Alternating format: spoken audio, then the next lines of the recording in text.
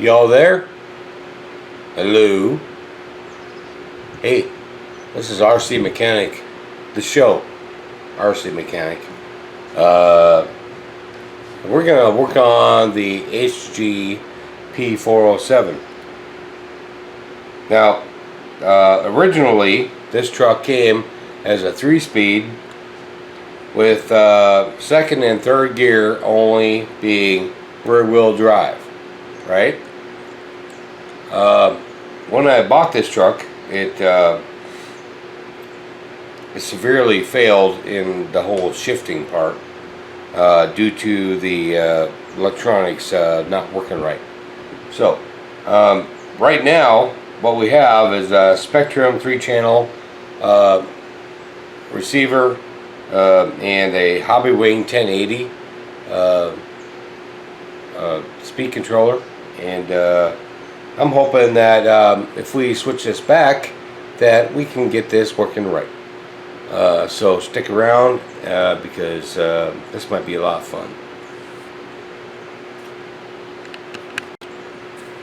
Okay, so what I'm not going to do this time around is I'm not going to put in the original servo. Original servo is very weak.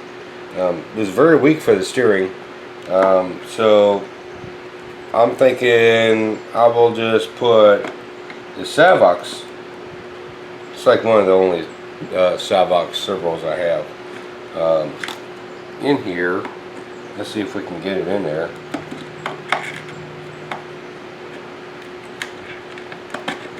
There we go. Just like that. I'm going to put this Savox servo in here and hopefully keep all these wires out of the way and get it mounted in, right? So just like that. Like I said, the reason why I'm going with that is because I already have it, and what came with this truck was very weak. So we're going to go with this Savox servo, and I'm thinking anything upgraded is better than nothing. Okay. Alright everybody, getting this thing back to a 3-speed ended up being a bit more trouble than I thought it'd be. One being that one of these ends right here, I messed it up. So I was like freaking out, going like, man, what am I going to do? You know, I don't have any parts, and there are no parts for this thing. Not really, not anymore. If I do find parts, well, they're rather hard to find. Anyway, I stole an end off of here to put right here for the servo horn. Ended up moving the servo over so to make room, and attach the arm from the underside. Okay. Only other thing I got going on right now is I only have 2 screws in here, and since I had to move it over, I'm gonna have to drill 2 more holes. So I'm gonna go do that real quick, and I'll be right back. Okay, so I put the other 2 screws in, as you can see right here. I don't know if you can, but shadow here. Anyway, I put 2 more screws in. The reason why is because this servo is pretty torquey, and when it goes to try to shift, the whole thing would flex, and for some reason going into first gear requires quite a bit of effort. Anyway, so I guess other than the linkage, the most difficult part about this was getting this DX5 to program, figuring out how to do that. But I got that figured out. It's working on button E right here. Okay. And every time as you can see, like right now, first gear, right? So every time I push the button, Okay, it's supposed to be every time I push the button. Oop, wrong button. That's why. Alright, there's third. You can see the front wheels aren't moving. Oh, man. It's a little tricky because it likes to go right to first. Okay, there's second. First. Second. First. Second. Third. So, it's not perfect, but it's working. Okay. Also, while I was gone, I had to tighten up all of the front linkage of my modification for the servo.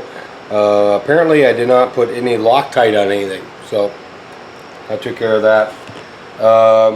Removed these springs right here from the shocks. So, and they have no oil on them. So, anyway, let's go ahead and get this thing put back together and see if it'll really work. Alright? Alright, so got it all back together and looks like this four-wheel drive. That's first gear. Come on. There's that first gear, second gear. Oh, first gear. That's second gear.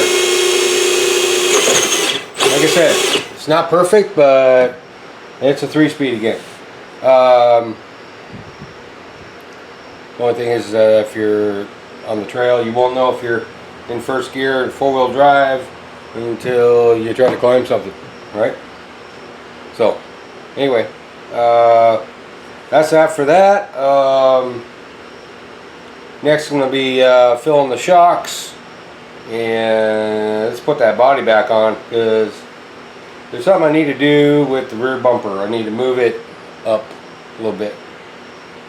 All right, so stick with me here, and I'll be right back. You know what sucks sometimes is that when you're filming and then you forget your music's on. You get almost done and go like, crap, now I gotta do this again. So here I'm doing this again. Let's take two. And just want to say, okay, we're talking about the bumper, and I cut it back, and now it's pretty much flush with the tailgate almost. Gives me a whole lot better departure angle. This bumper should not hang up like it did before, so that's a good thing. Also, okay, so we got 3-speed. It's not real good, but it's working. It's working a little bit better than it did out of the box. So that's one thing, I guess, good. Next thing up for this will be probably the lights. We're gonna get some tail lights put in here, marker lights.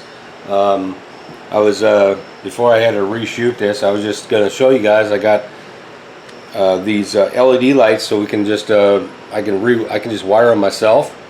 These are the 5mm, and then I have these 3mm. Found these. It was like $7 for 1,000 on eBay, so I bought 2,000. Multiple colors, obviously. I have not separated these all out yet. I just put them in this case. But that ought to be fun. So, you know, next video on the bench for the HG P407, we'll be probably putting lights on it. Unless I do it to something else, like, you know, maybe the TRX4 Bronco or something. But either way, I hope you liked what you saw. If you did, give me a like, click, subscribe, share, and I'll see you next time.